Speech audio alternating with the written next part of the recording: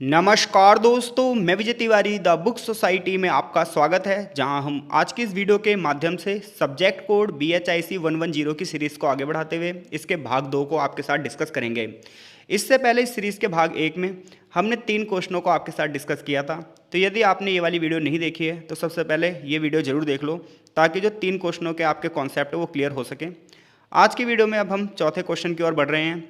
चौथा क्वेश्चन जो है हमारा वो ये है कि कृषि के व्यवसायीकरण का भारतीय कृषि पर क्या प्रभाव पड़ा। जो ये क्वेश्चन है ये चैप्टर नंबर 9 से है, और अगर प्रीवियस ईयर आप देखोगे तो कई बार ये पेपर में आया हुआ है, यानी कि मोस्ट रिपीटेड क्वेश्चनों में से एक है। तो क्वेश्चन आपसे ये पूछना चाहता है कि जब ब्रिटिशर्स लोगों ने भारत को अपने नियंत्रण में किया तो उन्होंने कृषि का व्यवसायीकरण किया, और इस चीज़ का भारत के किसानों पर क्या प्रभाव पड़ा। तो पहले मैं आपको कृषि का व्यवसायीकरण क्या होता है ये समझा देता हूँ। तो देखो क्या होता है कि जब अंग्रेज भारत में आए तो उससे पहले जो हमारे किसान थे वो खाद्यान्न फसलों को उगाते थे। खाद्यान्न फसलें वो होती हैं जो सिर्फ और सिर्फ खाने के उद्देश्य से उगाई जाती है, जैसे गेहूँ उगाते थे, चावल उगाते थे, ज्वार बाजरा उगाते थे। तो ऐसी फसलें जो खाने के लिए उगाई जाती हैं वो खाद्यान्न फसलें होती हैं। अब जब अंग्रेज भारत में आए तो उन्होंने व्यापारिक खेती को बढ़ावा दिया। अब व्यापारिक खेती क्या होती है? वो फसलें जिन्हें व्यापार के उद्देश्य से उगाया जाए, जैसे गन्ना। अब देखो जो गन्ना है ये एक व्यापारिक फसल है, क्योंकि देखो जब आप गन्ना उगाओगे तो सारा गन्ना खा के तो नहीं खत्म कर सकते। तो इसके लिए क्या है, आप गन्ने को बेचोगे, चीनी मिल में जाएगा, फिर उससे चीनी बनेगी। नील भी कैसी है? एक व्यावसायिक खेती है। तो कपास कैसी खेती है? व्यावसायिक खेती है। तो जब अंग्रेज भारत में आए और उन्होंने खाद्यान्न की जगह व्यापारिक फसलों को बढ़ावा देने का प्रयास किया तो उसका भारत के किसानों पर क्या प्रभाव पड़ा, आपसे क्वेश्चन ये पूछ रहा है। तो खाद्यान्न फसलें और व्यापारिक फसलों में अंतर आप समझ चुके होंगे। तो ऐसी फसलें जो खाने योग्य होती हैं वो खाद्यान्न फसलें होती है, जैसे गेहूँ हो गया, चावल हो गया, ज्वार बाजरा मक्का, ये सब खाद्यान्न फसलों में आती है, सरसों वगैरह। लेकिन जो व्यापारिक फसलें हैं इन्हें व्यापार के उद्देश्य से उगाया जाता है, जैसे चाय, जूट, कपास, गन्ना, नील, तंबाकू, ये सब कैसी खेती हैं? ये सब व्यापारिक फसलें हैं जिनका सिर्फ व्यापार ही किया जाता है। तो जब अंग्रेज भारत में आए और उन्होंने कृषि का व्यवसायीकरण किया, और जब वो भारत में आए थे तो उन्होंने देखा हमारा किसान कैसा है, परंपरागत तरीके से खेती कर रहा है, खाद्यान्न फसलों को उगा रहा है। तो अंग्रेजों ने धीरे धीरे करके भारत में कृषि का व्यवसायीकरण किया। इसका किसानों पर बहुत बड़ा प्रभाव पड़ा, जहाँ सामाजिक स्तर पर भी प्रभाव पड़ा, अर्थव्यवस्था पर भी प्रभाव पड़ा और राजनीतिक स्तर पर भी प्रभाव पड़ा। अंग्रेजों के शासन के दौरान 19वीं सेंचुरी में कृषि का व्यवसायीकरण शुरू हुआ, जिसमें किसानों को खाद्यान्न फसलों के बजाय नकदी फसलों को उगाने की बात की गई, जैसे जूट, कपास, नील, गन्ना, तंबाकू आदि। तो ये तो बात हो गई इस क्वेश्चन के इंट्रो की। अब हम बात करते हैं कि इसका प्रभाव भारत के किसानों पर क्या पड़ा। तो सबसे पहले आर्थिक प्रभाव क्या पड़ा। तो जब खाद्यान्न फसलों को आप नहीं उगाओगे, कि सिर्फ व्यापारिक फसलों को उगाओगे, तो भोजन की कमी हो जाएगी, अकाल पड़ने शुरू हो जाएंगे। तो खाद्यान्न फसलों की बजाय नकदी फसलों की खेती शुरू हुई, जिसकी वजह से खाद्यान्न जो सुरक्षा है वो कमजोर हो गई, क्योंकि अब खाद्यान्न फसलों की जगह व्यापारिक फसलों ने ले ली थी। यानी कि जहाँ पर पहले गेहूँ चावल उगाए जा रहे थे, अब वहाँ पर जूट की खेती की जा रही है पश्चिम बंगाल में। तो ऐसे में बड़े पैमाने पर भोजन की कमी हो गई, अकाल जैसी स्थितियाँ उत्पन्न हो गई। 1866 का उड़ीसा का अकाल कौन भूल सकता है, जिसमें बहुत सारे लोग मारे गए थे। 1943 में बंगाल में अकाल पड़ा था, लाखों लोग मारे गए थे। तो अंग्रेजों ने जो व्यवसायीकरण शुरू किया खेती का, उसका पहला प्रभाव जो पड़ा उससे भोजन की कमी हो गई और अकाल जैसी परिस्थितियां उत्पन्न हो गई। दूसरा प्रभाव जो पड़ा किसानों पर, ऋणग्रस्तता में वृद्धि हो गई। यानी कि जो किसान हैं लगातार कर्ज के जाल में फंसते ही चले गए। क्यों? क्योंकि जब आप नकदी फसलों को उगाते हो तो महंगे बीज लेने पड़ते हैं, मशीन की जरूरत पड़ती है, पानी की व्यवस्था करनी पड़ती है, और उसके लिए एक बड़ी मात्रा में पूंजी चाहिए। किसानों के पास वो पूंजी होती नहीं थी, तो किसान क्या करते थे? कर्जा लेते थे। किससे कर्जा लेते थे? महाजनों से, साहूकारों से। अब ये महाजन साहूकार किसान की स्थिति का फायदा उठाते थे और उसे ऊंचे ब्याज दर पर ऋण लेने के लिए मजबूर करते थे, जिसकी वजह से किसान कर्ज के जाल में फंस जाता था और फिर उसकी पीढ़ी दर पीढ़ी कर्ज में ही डूबी रहती थी। किसानों की आय पर भी नियंत्रण रख रखा था। तो देखो किसान फसल का उपयोग घरेलू बचत के लिए भी करते थे पहले, लेकिन अब क्या होने लगा, व्यापारी और बिचौलियों के बीच में फंसकर जो किसान है उनका शोषण होने लगा, और व्यापारी और जो बिचौलिए हैं ये फायदा उठाने लगे। किसान को उसकी फसल का उचित मूल्य मिलता ही नहीं था, सारा पैसा दलाली में ही चला जाता था। समाज पर क्या प्रभाव पड़ा? गरीब किसान गरीब हो गए और अमीर किसान अमीर हो गए। लगातार घाटे की स्थिति रही। गरीब किसानों का जीवन स्तर बहुत ज़्यादा नीचे गिर चुका था। कई किसान अपनी ज़मीन से बेदखल कर दिए गए और उन्हें बेचारों को मजदूरी करने पर मजबूर होना पड़ा।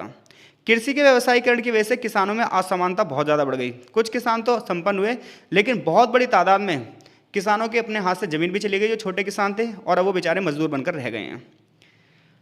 जो हमारी जो लोकल ट्रेडिशन थे, यानी कि स्थानीय जो परंपराएं थी, वो भी धीरे धीरे खत्म हो गई।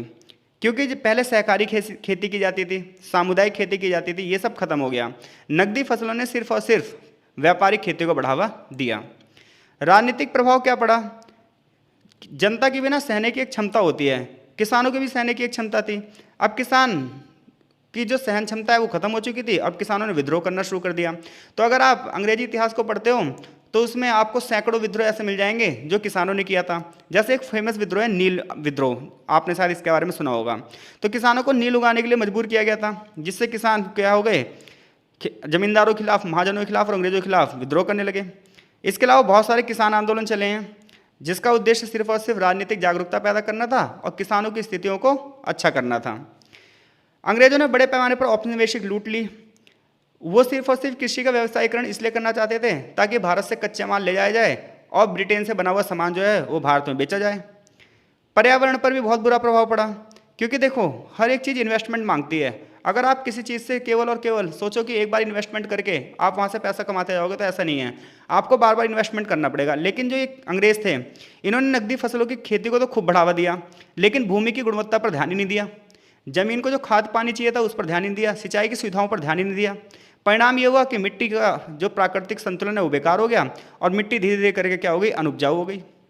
नकदी फसलों को पानी की ज़्यादा जरूरत थी, लेकिन सिंचाई की मांग जो बढ़ रही थी वो पूरी नहीं कर रहे थे अंग्रेज, क्योंकि वो सिर्फ प्रॉफिट चाहते थे और इन्वेस्टमेंट बिल्कुल नहीं चाहते थे। तो कृषि के व्यवसायीकरण ने भारतीय किसानों के जीवन को बहुत बुरी तरीके से प्रभावित किया। ये प्रणाली ब्रिटिश उपनिवेशवाद का उपकरण थी। इसका प्रमुख उद्देश्य ये था कि भारत की कृषि व्यवस्था को ब्रिटेन के हिसाब से बनाना है। जिन चीज़ों की डिमांड ब्रिटिश उद्योगों को होगी उसकी पूर्ति भारत से की जाएगी। इसका लाभ सिर्फ और सिर्फ धनी साहूकारों को मिला, बिचौलियों को मिला, अंग्रेजों को मिला, जबकि भारतीय किसान बेचारा गरीबी, ऋणग्रस्तता और सामाजिक उथल पुथल का ही सामना करता रहा। तो अगर एग्जामिनर क्वेश्चन पूछता है कि कृषि के व्यवसायीकरण का भारत पर क्या प्रभाव पड़ा, तो अगर आप इसमें और ज़्यादा डाटा लिखना चाहते हो तो भाई चैप्टर नंबर 9 पढ़ लो, वरना इतना आंसर मोर देन इनफ है, क्योंकि 400 वर्डों में आपको आंसर लिखना है। फिर भी अगर आपको लगता है कि आपको और लिखना चाहिए तो चैप्टर नंबर 9 को आप पढ़ लेना, उसमें बहुत सारी चीज़ें लिखी हैं। तो क्वेश्चन अगर पूछा जाए कृषि का व्यवसायीकरण का भारतीय किसानों पर क्या प्रभाव पड़ा, तो बता दोगे?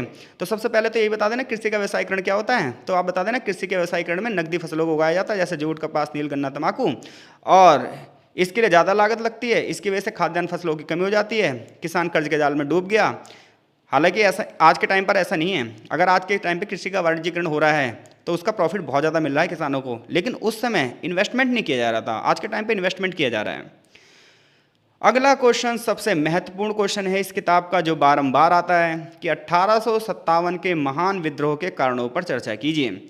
आप सभी को पता है 1857 में भारत में विद्रोह हुआ, और उस विद्रोह में रानी झांसी की भूमिका को कौन ही भूल सकता है। आप सबने सुना होगा, चमक उठी सन 57 में वह तलवार पुरानी थी, बुंदेले हर बोलो के मुँह हमले सुनी कहानी थी, खूब लड़ी मर्दानी वह तो झांसी वाली रानी थी।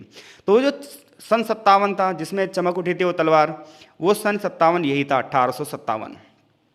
तो 1857 के विद्रोह को भारत का पहला स्वतंत्रता संग्राम कहा जाता है, पहला सिपाही विद्रोह कहा जाता है, और 1857 का विद्रोह भी कहा जाता है। लेकिन कोई विद्रोह रातों रात तो यूं ही नहीं हो जाता, उसके पीछे बहुत सारे कारणों की एक श्रृंखला होती है, और इस विद्रोह के पीछे भी कई सारे कारण थे। उन कारणों की चर्चा अब हम करने जा रहे हैं। क्वेश्चन जो है, ये क्वेश्चन आपका बनता है चैप्टर नंबर 14 से। चैप्टर का नाम ही है 1857 का स्वतंत्रता संग्राम। तो इस विद्रोह का सबसे पहला जो था वो राजनीतिक कारण था, और राजनीतिक कारणों में था लॉर्ड डलहौजी की हड़प नीति, डॉक्ट्रिन ऑफ लैप्स। तो ये जो लॉर्ड डलहौजी था ये बहुत ही खतरनाक वायसराय था। इसने क्या करा, भारतीय रियासतों को हड़पने के लिए एक नई पॉलिसी चलाई, और इसने ये कहा कि भाई जिन भी राजाओं के पास अपनी संतान नहीं होगी, उन राजाओं के जाने के बाद उस राज्य को ब्रिटिश शासन में मिला दिया जाएगा। यानी कि बिना उत्तराधिकारी वाले राज्यों को ब्रिटिश साम्राज्य में मिला लिया गया। अब इससे भारतीय रियासतें असंतुष्ट हुई। झांसी की रानी लक्ष्मीबाई हों चाहे सतारा, इसके प्रमुख उदाहरण थे, जिन्हें अंग्रेजों ने अपनी लैप्स की नीति का शिकार बनाया और ब्रिटिश शासन में मिलाने पर जोर दिया। तो सबसे पहला कारण यही था कि बहुत सारे राजा ऐसे होते थे, उनके अगर संतान नहीं होती थी तो वो गोद ले लेते थे। लेकिन अंग्रेजों ने जो नया नियम बनाया उसमें ये कह दिया कि जिन भी राजाओं की अब संतान नहीं होगी, उनके जो गोद लिए हुए बच्चे हैं उनको राज्य नहीं मिलेगा, वो राज्य ब्रिटिश शासन में मिला लिया जाएगा, जैसे कि सतारा और झांसी। इसके अलावा दूसरा राजनीतिक कारण ये था कि भारतीय शासकों का बड़े पैमाने पर अपमान किया जाता था, सहायक संधि लागू कर दी जाती थी और राजाओं को पंगु बना दिया जाता था। कई राजाओं और नवाबों को सत्ता से हटा दिया गया था, उन्हें अपमानित किया गया था। जैसे अवध के राजा नवाब वाजिद अली शाह के बारे में पढ़ोगे तो ये जनता में बहुत लोकप्रिय थे, लेकिन अंग्रेजों ने इन्हें वहाँ से हटा दिया था और ये उस समय के विद्रोह का सबसे बड़ा कारण था। सामाजिक और धार्मिक कारण क्या होते हैं वो सुनिए। देखिए, जनता को अगर आप सुबह शाम खाना दे रहे हैं और धर्म की स्वतंत्रता दे रहे हैं तो जनता कभी भी आपका विरोध नहीं करेगी। लेकिन जैसी जनता को आपने धर्म से हटाया, यह कोशिश करी कि आप किसी के धार्मिक जो प्रतीक है उसमें बदलाव करोगे, किसी के धर्म में परिवर्तन करोगे, तो भैया जनता विरोध करेगी ही करेगी। आप ये मान के चलो 2025 में लोग इतने कट्टर हैं तो 1857 में कितने कट्टर होंगे। अब अंग्रेज जब आए तो इन्होंने ईसाई मिशनरियों को बढ़ावा दिया। इन्होंने सोचा कि भारत के बोले भाले लोगों को क्रिश्चियनिटी में ढाल देंगे, ईसाई धर्म में परिवर्तित कर देंगे, जबरदस्ती धर्मांतरण करवा देंगे, हिंदू और मुसलमान दोनों समुदायों को क्रिश्चियनिटी में बदल देंगे। लेकिन ऐसा हुआ नहीं। कई स्थानों पर ईसाइयों ने धर्म परिवर्तन तो किया, सरकारी चर्च खोले गए और सरकार इन चर्च को अपने खर्चे से चलाने लगी। कई जगह मिशनरी को पुलिस सुरक्षा भी प्रदान की गई। ऐसे में भारतीय लोगों को लगने लगा ये जो अंग्रेज हैं ये ईसाइयत को फैलाना चाहते हैं और उनके धर्म पर ही हमला हो रहा है। तो सामाजिक कारण ये था, धार्मिक हस्तक्षेप हुआ। अंग्रेजों ने क्या करा, ईसाई मिशनरियों को बढ़ावा दिया, गिरजाघरों की स्थापना करी। ऐसे में भारतीयों को लगने लगा कि यार ये कहीं ना कहीं क्रिश्चियनिटी को बढ़ा रहे हैं और हमारे धर्म को क्या कर रहे हैं, निम्न स्तर पर ले जा रहे हैं, ये हमारे धर्म पर हमला है। और ऐसे में क्या हुआ, बस जनता को चिंगारी की जरूरत थी और जनता इस विद्रोह में शामिल हो गई। अंग्रेजों ने कुछ सामाजिक सुधार किए, जैसे उन्होंने सती प्रथा के लिए नियम बनाया, बाल विवाह के लिए नियम बनाया, जाति प्रथा के लिए नियम बनाया। अब अंग्रेज ही तो ये सामाजिक सुधार कर रहे थे, लेकिन भारतीय लोगों को लगने लगा कि ये तो हमारी संस्कृति पर हमला है। जो भारतीय सभ्यता है, भारतीय संस्कृति है, जो भारतीय धर्म है, ये तो उसमें चेंज लाने की बात कर रहे हैं। और इन लोगों ने विरोध करना शुरू कर दिया। और ये बात सही भी है, आप किसी भी धर्म में जागरूकता लेकर आना चाहोगे ना, जो उसकी कुरीतियाँ उसे खत्म करना चाहोगे, तो लोग आपके विरोधी हो जाएंगे, चाहे वो कितनी अच्छी प्रथा क्यों ना हो। तीसरा था आर्थिक कारण। अब देखो भाई, 1857 के विद्रोह का आर्थिक कारण यह था कि किसानों का शोषण दबाकर किया गया था। अभी हमने पिछले क्वेश्चन में भी पढ़ा। अंग्रेजी सरकार ने कृषि व्यवस्था को सुधारने के नाम पर कई कानून पास किए, जैसे बंगाल में स्थायी बंदोबस्त लागू किया, रैयतवाड़ी बंदोबस्त अन्य क्षेत्रों में लागू किया। अब इन बंदोबस्त का फायदा किसानों को तो मिला नहीं, और इसका फायदा सिर्फ और सिर्फ किसको मिला, अंग्रेजों को। किसान की स्थिति बद से बदतर हो गई और उन लोगों को लगने लगा कि हमारी इस बदतर स्थिति का कारण सिर्फ और सिर्फ कौन है, अंग्रेज हैं। तो 1857 के विद्रोह का पहला कारण क्या है, 1857 के विद्रोह का पहला कारण है राजनीतिक कारण, जिसमें लॉर्ड डलहौजी की लैप्स नीति है और भारतीय शासकों का जो अपमान है वो है। दूसरा धार्मिक कारण है कि ईसाई मिशनरीज को बढ़ावा दिया जा रहा है। ऐसे में भारतीय लोगों को लग रहा है कि भाई सरकार हमारे धर्म पर हमला कर रही है। तीसरा आर्थिक कारण है, बड़े पैमाने पर किसानों का शोषण किया गया, कारीगरों को बर्बाद किया गया और जमींदारों की नाराजगी हो गई थी, और इसलिए किसान, जमींदार और कारीगर इस विद्रोह में शामिल हो गए। अब मेन कारण है सैनिक कारण, क्योंकि ये विद्रोह जो हुआ था वो सेना से ही शुरू हुआ था। तो भारतीय सिपाहियों से बड़े पैमाने पर भेदभाव किया जाता था। भारतीय सिपाहियों को ऊंचे ऊंचे पदों पर नहीं रखा जाता था, इन्हें निम्न स्तर के पद दिए जाते थे और जो इनकी तनख्वाह थी वो भी बहुत कम थी। तो भारतीय सिपाहियों को वेतन भी कम दिया जाता था, प्रमोशन भी नहीं होता था, विदेश जाने से रोक जैसी नीतियों से असंतोष था। अब उसी दौरान एक नया कारतूस आया जिसका नाम था एनफील्ड राइफल कारतूस। अफवाह ये फैली कि इस राइफल पर जो कारतूस है इसमें गाय और सुअर की चर्बी लगी है। अब ऐसे में जो हिंदू थे, आपको पता है उनके लिए गाय पवित्रता का प्रतीक है, जबकि मुस्लिम जो हैं वो सुअर से चिढ़ते हैं। तो ऐसे में एनफील्ड राइफल का जो कारतूस था, ये माना गया इस राइफल के कारतूस में गाय की जो है चर्बी लगी हुई है और सुअर की चर्बी लगी हुई है। और ऐसे में अफवाह ये फैली कि अंग्रेज जो है वो हिंदू और मुसलमानों दोनों का धर्म भ्रष्ट करना चाहते हैं। और ऐसे में भैया सिपाहियों ने मना कर दिया कि हम इन कारतूसों को नहीं छीलेंगे, और शुरुआत हो जाती है सिपाही विद्रोह से। तत्कालिक कारण क्या था, मंगल पांडे का नाम आपने सुना ही होगा। 29 मार्च 1857 बैरकपुर की छावनी थी। सिपाही मंगल पांडे ने अंग्रेज अफसरों पर हमला कर दिया और यहीं से विद्रोह की शुरुआत हो गई, ऐसा माना जाता है। लेकिन रियल में जो विद्रोह है वो 10 मई 1857 को मेरठ की छावनी से शुरू हुआ। तो 10 मई 1857 का दिन था और दिन था उस दिन रविवार। मेरठ की छावनी से विद्रोह शुरू हुआ और देखते देखते भारत के अन्य क्षेत्रों में फैलता चला गया। विद्रोही कुछ ही घंटों के बाद दिल्ली पहुंच गए और दिल्ली में उस समय जो राजा था वो था बहादुर शाह जफर द्वितीय। बहादुर शाह जफर द्वितीय से लोगों ने कहा कि आप इस विद्रोह को लीडरशिप प्रदान करो, वरना हम विद्रोह से तहस नहस कर देंगे। बहादुर शाह जफर जो कि बूढ़ा सम्राट था, इसके पास कोई ऑप्शन नहीं था, इसने जनता को समर्थन दे दिया। विद्रोह जो 31 मई को शुरू होने वाला था वो विद्रोह 10 मई को ही शुरू हो गया और फिर 1857 के विद्रोह ने देखते देखते बहुत बड़े हिस्से को भारत के अपने कंट्रोल में कर लिया। तो इस प्रकार से 1857 का विद्रोह किसी एक कारण की वजह से नहीं हुआ था। इसमें राजनीतिक अन्याय भी था, आर्थिक शोषण भी था, धार्मिक आक्रमण भी था और सेना का असंतोष भी था, जिसके परिणाम स्वरूप इस आंदोलन में, इस विद्रोह में सिपाही भी शामिल हुए, किसान भी शामिल हुए, कारीगर भी शामिल हुए और राजा महाराजा भी शामिल हुए। तो इस प्रकार से 1857 का विद्रोह का क्षेत्र बड़ा व्यापक था।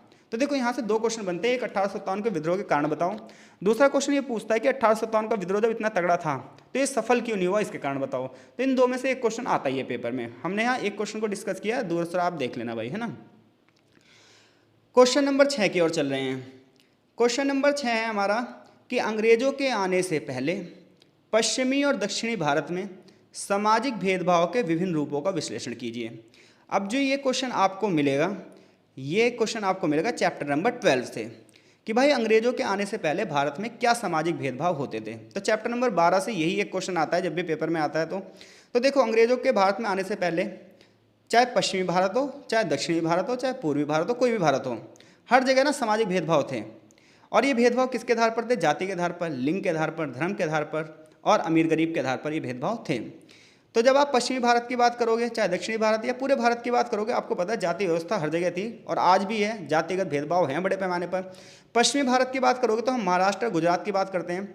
महाराष्ट्र और गुजरात जैसे क्षेत्रों में जाति आधारित भेदभाव बहुत ही गहरा था, जहाँ निम्न जाति के लोगों को मंदिरों में प्रवेश तक नहीं दिया जाता था। और आपको सभी को पता है, बाबा साहेब भीमराव अम्बेडकर ने अपने आंदोलन की शुरुआत कहाँ से करी थी? महार से शुरुआत करी थी, जहाँ उन्होंने तालाब में पानी पीकर जो है आंदोलन की शुरुआत करी।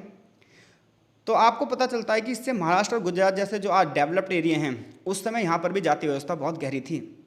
निम्न जाति के लोगों को मंदिरों में प्रवेश नहीं देते थे। उदाहरण के लिए 1784 की बात है, महाराष्ट्र की सरकार ने एक कानून बनाया कि वहाँ पर एक जगह है पंढरपुर, तो वहाँ का जो पवित्र स्थान है उस पर पूजा से संबंधित कुछ नियम बनाए गए।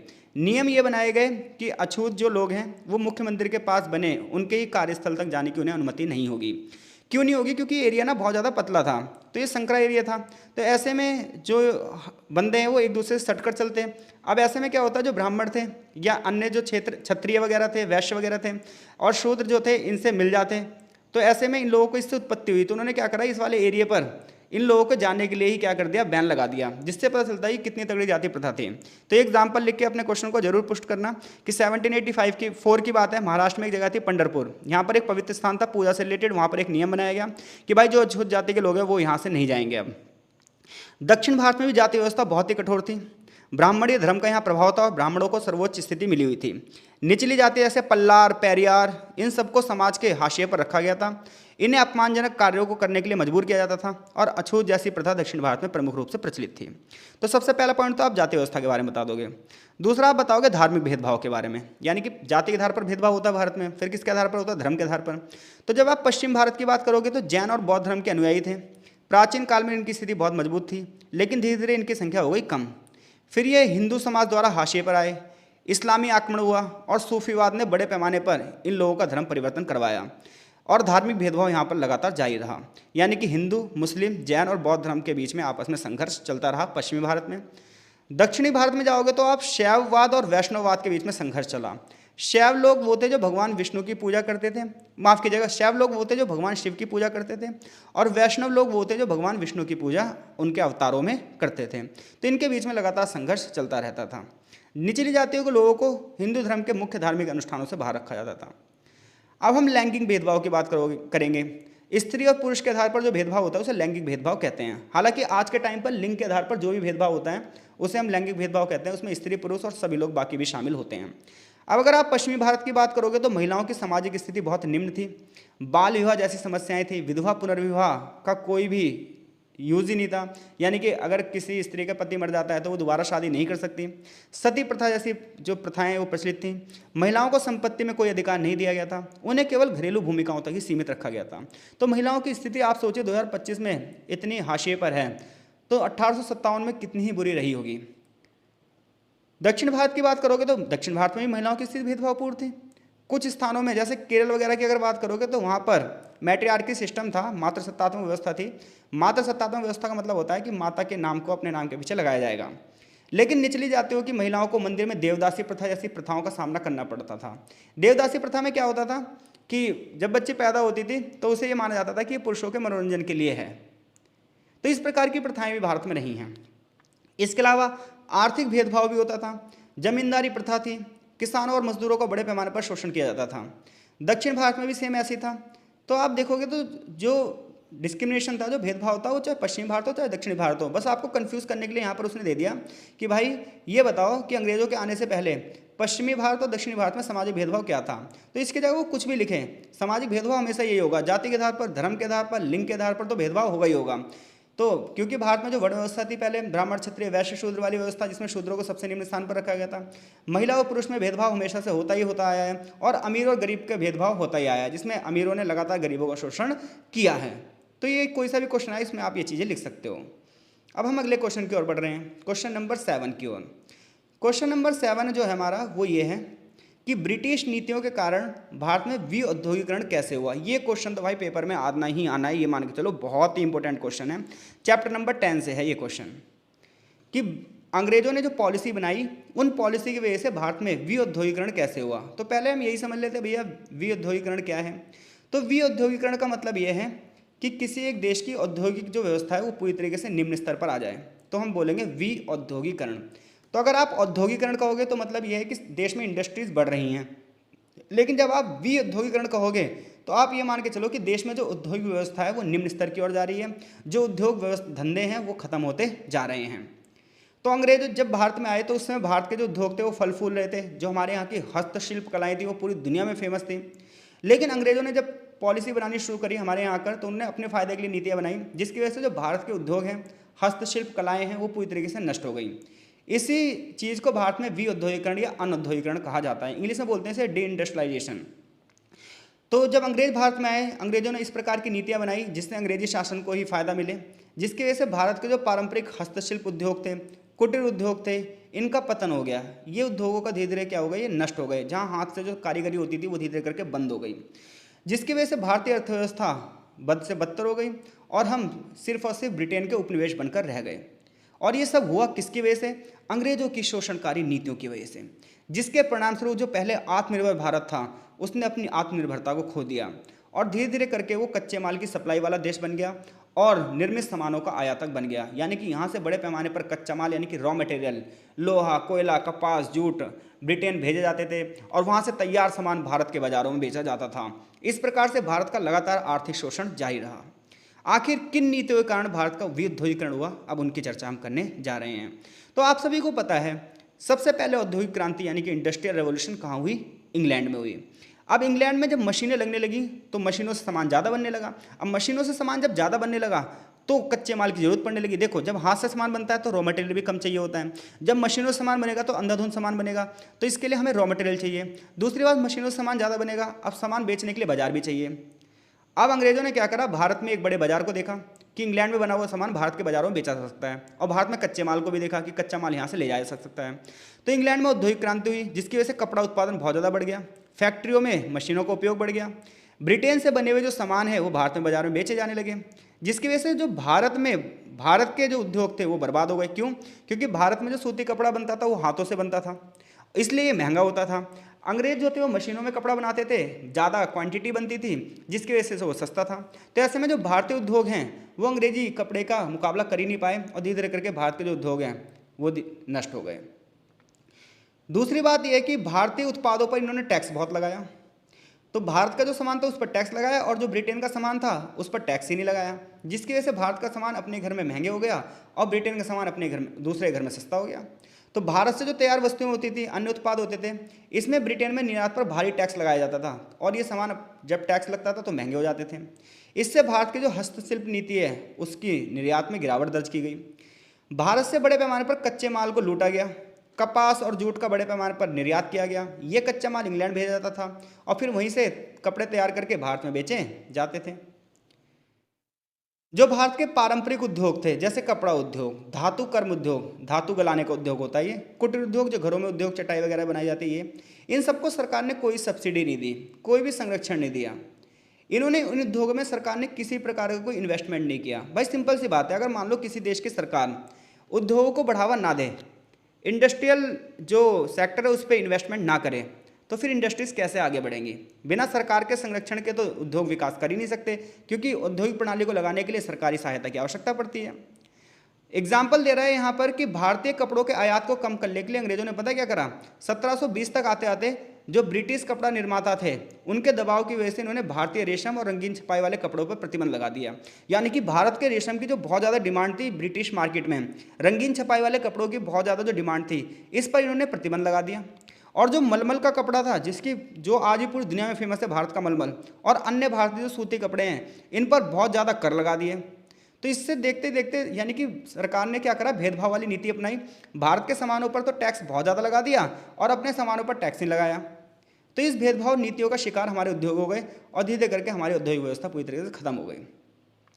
इसके अलावा सरकार ने कई सारे बंदोबस्त लगाए, लेकिन इन बंदोबस्तों का जो फायदा है किसानों को नहीं मिला, सिर्फ और सिर्फ अंग्रेजी दलालों को मिला। अगली बात कर रहे हैं, देखो किसी भी इंडस्ट्रियल सेक्टर को इंफ्रास्ट्रक्चर की जरूरत होती है। अगर रेलवे नहीं होगा तो सामान को एक जगह से दूसरी जगह पर कैसे ले जाया जाएगा, बंदरगाह नहीं होगा तो इंपोर्ट एक्सपोर्ट कैसे किया जाएगा, कम्युनिकेशन नहीं होगी, ट्रांसपोर्ट के साधन नहीं होंगे तो एक सामान को एक जगह से दूसरी जगह कैसे ले जाया जाएगा।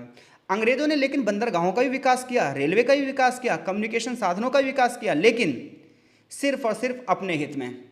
इसका कोई भी भारतीय हित नहीं था। भारत के जो कारीगर थे, भारत के जो बुनकर थे, उनका बड़े पैमाने पर शोषण किया गया। उनकी जो मेहनत होती थी उसका उचित मूल्य उन्हें नहीं दिया जाता था। उनके सामान को औने पौने दामों पर खरीद लिया जाता था और फिर उन्हें महंगे दामों पर यूरोप में बेचा जाता था। भारत में जो ये विऔद्योगिकरण हुआ, इसके परिणाम क्या रहे, भारत के जो पारंपरिक उद्योग हैं वो पूरी तरीके से नष्ट हो गए। जैसे बंगाल का सूती वस्त्र उद्योग, दक्षिण भारत का जो सिल्क उद्योग है वो पूरी तरीके से नष्ट हो गया। ग्रामीण कृषि यानी कि जब उद्योग खत्म होंगे तो उसमें रहने वाले जो काम करने वाले कारीगर हैं वो क्या करेंगे बेचारे, अब वो कारीगर गांव में जाकर खेती बाड़ी पे मेहनत करेंगे।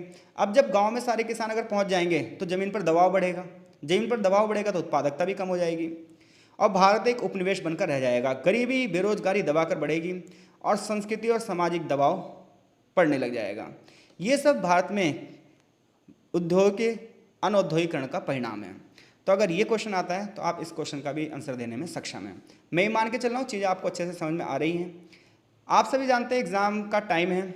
आप लोगों के बहुत सारे कमेंट हैं कि आपने बुक पूरी नहीं करवाई। देखो बुक में 15 चैप्टर हैं, एक चैप्टर कम से कम 2 से 3 वीडियो में कवर होता है अगर सही से पढ़ाया जाए।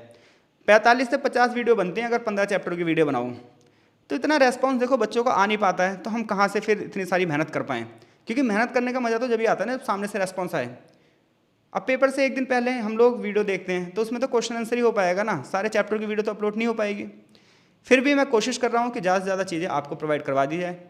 कमेंट बॉक्स में अपनी प्रतिक्रिया जरूर दीजिएगा। मिलते हैं आपसे इस सीरीज़ के अंतिम भाग में, जहाँ हम 8वां क्वेश्चन, 9वां क्वेश्चन और 10वां क्वेश्चन डिस्कस आपके साथ करेंगे। तब तक के लिए आपका बहुत बहुत धन्यवाद।